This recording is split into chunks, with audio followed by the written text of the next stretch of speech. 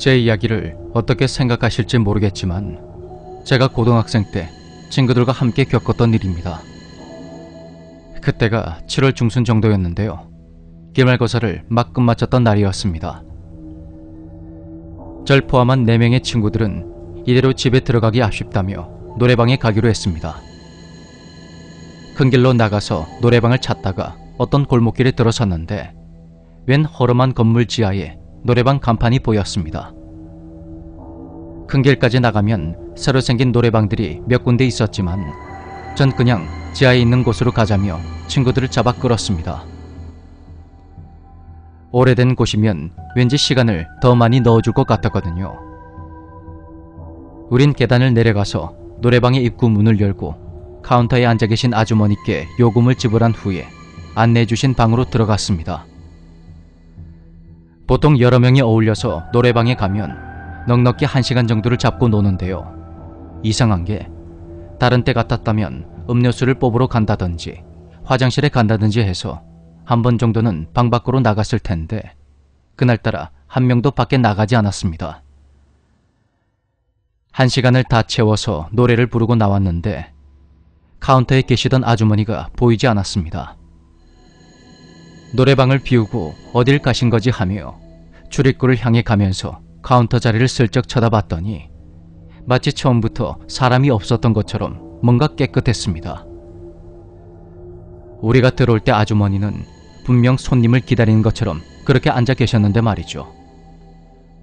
여자아이들은 무섭다며 빨리 나가자고 재촉했고 앞쪽에 있던 저와 친구가 손잡이를 당겼는데 문이 열리지가 않는 겁니다.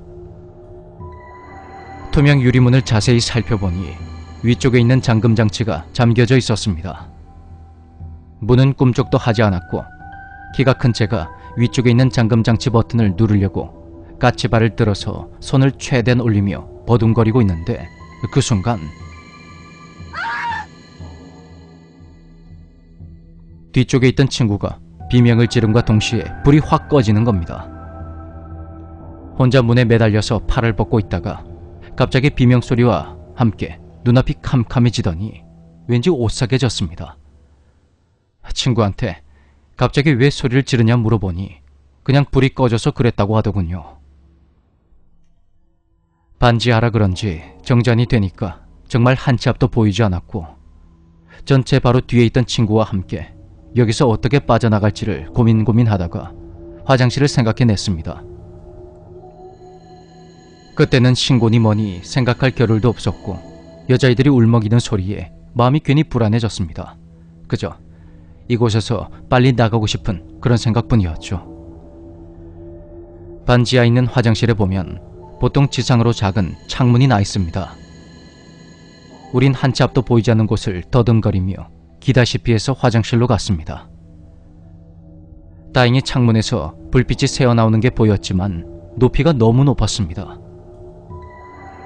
결국 일행들 중에서 가장 겁이 없던 제가 엎드리고 다른 친구들이 차례를 절 밟고 올라간 후에 창문을 열었고 지나가는 사람에게 도움을 청하기로 했죠. 제가 엎드린 후 친구 한 명이 올라가서 창문을 열었는데 맞은편에 하필 건물 벽이 있더군요. 우린 소리를 고래고래 질러서 겨우 지나가는 사람 한 명을 불렀고 예상대로 마지막 남은 저까지 무사히 밖으로 나갈 수가 있었습니다. 여자아이들은 아직도 무섭다며 울먹였고 저와 다른 친구도 이게 대체 무슨 일인가 싶었습니다. 노래방 내부의 상황이 몹시 궁금했던 저는 그나마 무서움을 덜 타는 친구와 함께 건물을 반바퀴 정도 돌아서 앞쪽으로 가봤습니다.